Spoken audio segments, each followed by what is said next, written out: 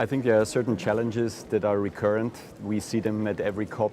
It's always related to the fact that a very large number of governments need to agree on some very complex issues. Many of these governments have different ways they structure their economies. There's governments that are reliant on fossil fuels, there's governments that are reliant on livestock productions, others on rice production. So all of those need to come together and agree on a rule book.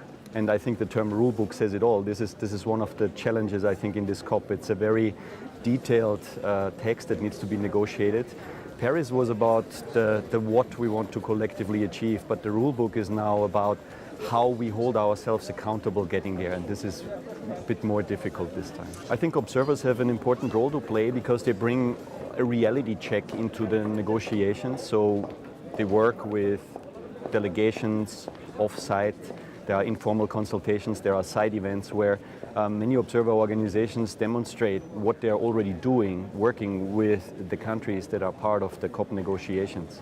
So in our case, for example, we have a big conversation about insurance and risk transfer and how insurance systems can be made available to smallholder farmers in vulnerable areas.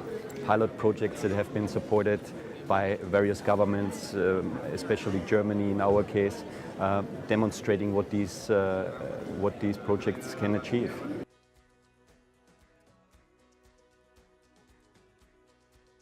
And we see a hunger problem that unfortunately over the course of the past 3 years is again on the rise. For decades we have seen hunger decline on a global scale. In the past 3 years there has been a trend reversal. And there are two factors that are driving this trend reversal. One is climate and the other one is conflict.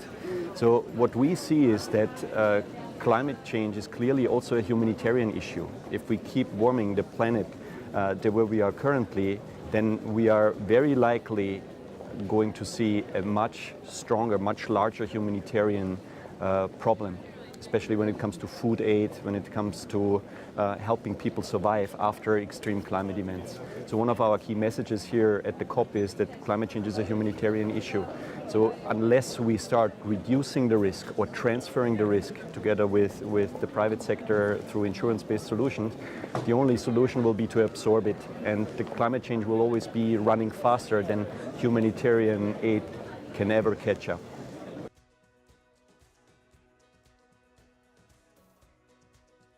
There's a lot of discussion about ambition, and rightly so. We need much more ambition in order to keep that warming level below 2 degrees.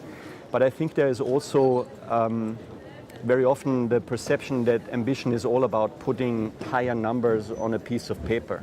It's much more about, I think, helping governments understand what is possible. Which degree of ambition is realistic, and there I think we have a lot of space.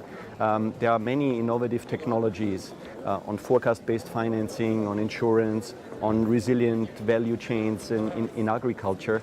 All these solutions are technically available, and so we need to show how they can be implemented so that then governments can realize them by changing their institutions in such a way that they get scaled up.